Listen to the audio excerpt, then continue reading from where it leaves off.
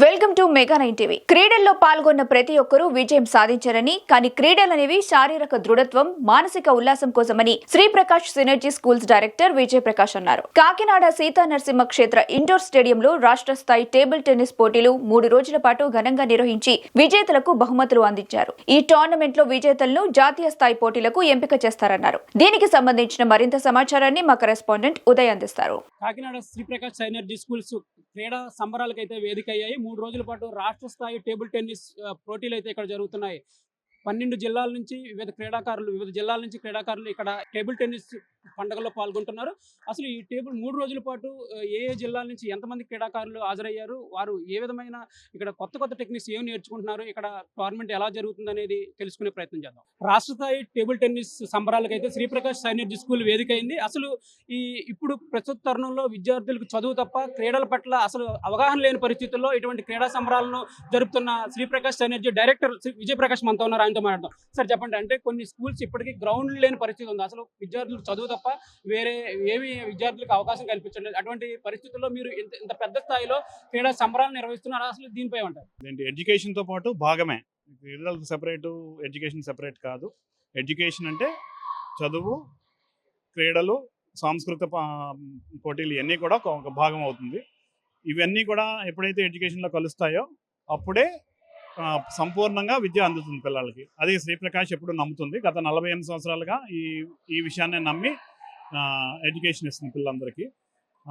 ఇక్కడ మా ప్రస్తుతం ఏంటంటే AP state championship table tennis పోటీల్లో ఈ 2024కి సంబంధించిన ఛాంపియన్షిప్ అనేది ఇక్కడ శ్రీప్రకాష్ సినర్జీ స్కూల్ కాకినాడలో నిర్వహిస్తున్నాము. ఇటువంటి కార్యక్రమాలు ఉండడం వలన పిల్లల్లో వాళ్ళకి కూడా ఒక ఉత్సాహం కలిగి నేను కూడా ఛాంపియన్ అవ్వచ్చు, లేకపోతే అసలు గేమ్ పట్టుకోవాలి అన్న ఆలోచన వస్తుందని ఇప్పుడు మేము ఛాంపియన్షిప్స్ హోస్ట్ చేస్తూ ఉంటాము. అదేవిధంగా పిల్లలకి ఎప్పుడు ఏంటంటే they will be always be thinking about future.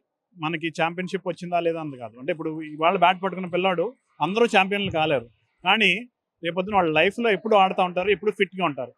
Fit India will only be required in the future. ఆర్డినరీగా ఆడకుండా ఉన్న వాళ్ళు ఏమీ చేయలేరు, వాళ్ళు దేశానికి భారం అవుతారు. ఎందుకంటే ఫిట్నెస్ లేకపోతే రేపొద్దున వాళ్ళందరి కోసం హాస్పిటల్స్ చుట్టూ తిరగడం, వాళ్ళ కోసం కొంతమంది వర్క్ చేయాల్సిన పరిస్థితి వస్తుంది. సో ఫిట్గా ఉన్న పిల్లలు రేపొద్దున మంచి లీడర్స్ అవుతారు. అది శ్రీప్రకాష్ ఎప్పుడు నమ్ముతుంది. అదేవిధంగా మంచి స్పోర్ట్స్ ఇన్ఫ్రాస్ట్రక్చర్ ఉంటే కూడా మంచి ప్లేయర్స్ తయారవుతారండి. ఇలాంటి ఇన్ఫ్రాస్ట్రక్చర్ క్రియేట్ చేశాం స్కూల్లో. సార్ ఇప్పుడు చెప్పండి, అంటే మీ ఇన్స్టిట్యూషన్స్ నుంచి జాతీయ స్థాయిలో కూడా క్రీడల్లో రాణించిన క్రీడాకారులు ఎంతోమంది ఉన్నారు. అటువంటి క్రీడాకారులకి మీరు ఇచ్చే ప్రోత్సాహం ఇప్పుడు కూడా వాళ్ళు అంతర్జాతీయ స్థాయికి కూడా ఎదగడానికి కృషి చేస్తున్నారు. జాతీయ స్థాయిలో ఇప్పటివరకు ఎంతమంది ఇన్స్టిట్యూషన్స్ నుంచి, మీ ఇన్స్టిట్యూషన్ నుంచి ఎంతమంది క్రీడాకారులు ఎంపికయ్యారు? శ్రీప్రకాష్ సిబిఎస్ఈ స్కూల్స్ గేమ్స్లో సుమారుగా మా క్యాంపస్ నుంచి వాళ్ళు ఖోఖో, కబడ్డీ, వాలీబాల్, హ్యాండ్బాల్, యోగా, అలాగే టేబుల్ టెన్నిస్, స్విమ్మింగ్ ఇలాంటి అన్ని విషయాల్లోనూ అన్ని గేమ్స్లోనూ వాళ్ళు సుమారుగా 125 మంది నేషనల్స్కి ఆడడం జరిగింది. అంటే నేషనల్స్ ఆడాలి అంటే ఏపీ, తెలంగాణ ఒక క్లస్టర్ ఉంటుంది. అలాగే లేకపోతే ఏపీ, తెలంగాణ, తమిళనాడు, పాండిచేరి ఒక జోన్ అంటారు, సౌత్ జోన్ అంటారు. సో ఇలాంటి దాంట్లో గోల్డ్ మెడల్ వస్తే కానీ నేషనల్కి వెళ్ళారు ఏ టీమ్ ఈవెంట్ కూడా. సో అలాంటి దాంట్లో వీళ్ళు ఇన్ని గేమ్స్లో కూడా వాళ్ళు గోల్డ్, ఇక్కడ క్లస్టర్ లెవెల్లో గోల్డ్ సాధించి ఇప్పుడు నేషనల్ లెవెల్లో పార్టిసిపేట్ చేశారు. ఇలా పార్టిసిపేట్ చేసి యోగాలో వాళ్ళు నేషనల్ లెవెల్లో కూడా గోల్డ్ తెచ్చుకున్నారు. అలాగే అక్కడి నుంచి మళ్ళీ సిబిఎస్ఈ గోల్డ్ కాకుండా SGFIలో కూడా అండర్-17 యోగాలో కూడా గోల్డ్ తెచ్చుకున్నారు. సో ఇప్పుడు ఈ సంవత్సరం ఫస్ట్ టైం శ్రీప్రకాష్ తరపు నుంచి నేషనల్ గేమ్స్, ఇండియా నేషనల్ గేమ్స్లో కూడా వాళ్ళు ఆడడానికి అవకాశం వస్తుంది యోగా తరపున. సో అది చాలా ఆనందదాయకమైన విషయం. ఇంటర్నేషనల్ స్థాయికి వెళ్ళాలి అంటే ఖచ్చితంగా ఇంకొంచెం నెక్స్ట్ లెవెల్ కోచెస్, తర్వాత గవర్నమెంట్ సపోర్ట్ కూడా చాలా ఎక్కువ అవసరం అవుతుంది. స్కూల్ స్థాయిలో మనం చేస్తుంది, ఈ స్థాయికి వెళ్ళడం చాలా ఆనందంగా ఉంది. ఈ నెల 20, 21 అంటే నిన్న మొన్న ఇవాళనండి ఈ 3 రోజులు టేబుల్ టెన్నిస్ టోర్నమెంట్ ఇక్కడ రాష్ట్ర వ్యాప్త ఓపెన్ టేబుల్ టెన్నిస్ ఛాంపియన్షిప్ జరుగుతుందండి. 12 జిల్లాల నుంచి రకరకాల క్రీడాకారులు, మెన్, ఉమెన్, బాయ్స్ అండర్-17, బాయ్స్ అండర్-12, బాయ్స్ అండర్-7 ఈ కేటగిరీలో జరుగుతున్నాయండి. మొత్తం రాష్ట్ర వ్యాప్తంగా సుమారు 575 మంది క్రీడాకారులు ఇందులో పాల్గొంటున్నారు. ఇది మన కాకినాడలో ఈ స్టేడియంలో జరగటం మా టేబుల్ టెన్నిస్ అసోసియేషన్ అదృష్టం అండి. ఇది దగ్గరగా మేము ఇక్కడ 16 టేబుల్స్ మీద గేమ్స్ జరుగుతున్నాయి. బట్ ఇంకో 4 టేబుల్స్ వేయడానికి కూడా ఛాన్స్ ఉంది.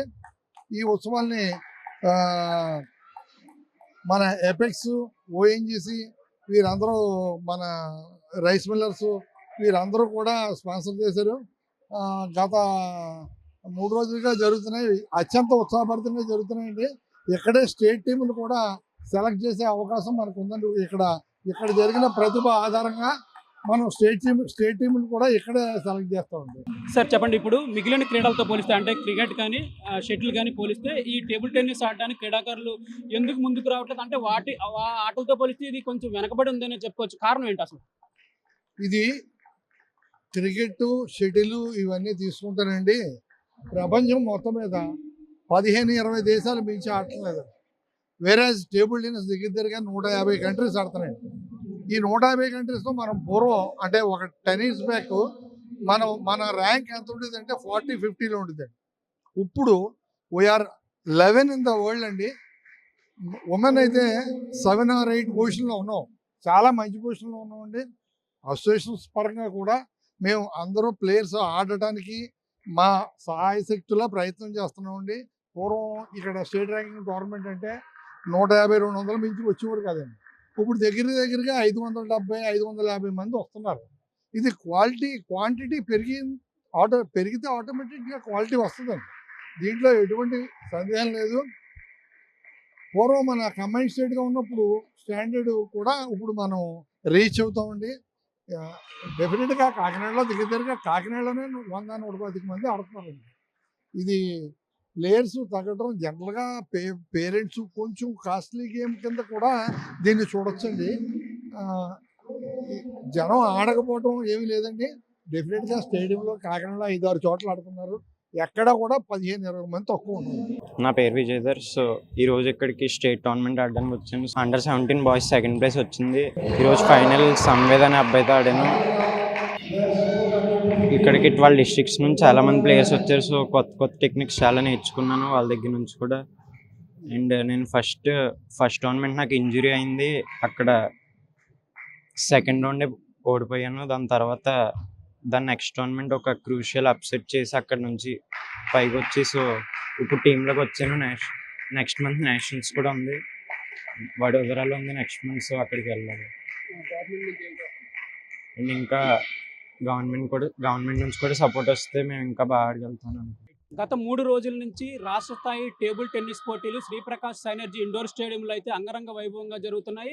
12 జిల్లాల నుంచి సుమారు 530 మంది క్రీడాకారులు ఈ పోటీల్లో పాల్గొంటున్నారు. ఈ పోటీల్లో గెలుపొందిన క్రీడాకారులను జాతీయ స్థాయికి కూడా ఎంపిక చేస్తారని నిర్వాహకులు అయితే చెప్తున్నారు. ఈ పోటీలు తమకు ఎంతో ఉత్సాహాన్ని, ఎంతో ఆటలో మెలకువలను కూడా నేర్పాయని ఇక్కడ క్రీడాకారులు అయితే చెప్తున్నారు. తాము ఎంతో కష్టపడి ఈ స్థాయికి చేరుకున్నామని, తమకు మరింత ప్రభుత్వం నుంచి ప్రోత్సాహం ఇస్తే అంతర్జాతీయ క్రీడాకారులుగా కూడా ఎదగడానికి తమకు ఆస్కారం ఉందని ప్రభుత్వం తమను ఈ విషయంలో ప్రోత్సహించాలని కూడా క్రీడాకారులు అయితే చెప్తున్న పరిస్థితి. మెగా న్యూస్ కోసం వీడియో జర్నలిస్ట్ దొరబాబుతో ఉదయ్, కాకినాడ నుంచి.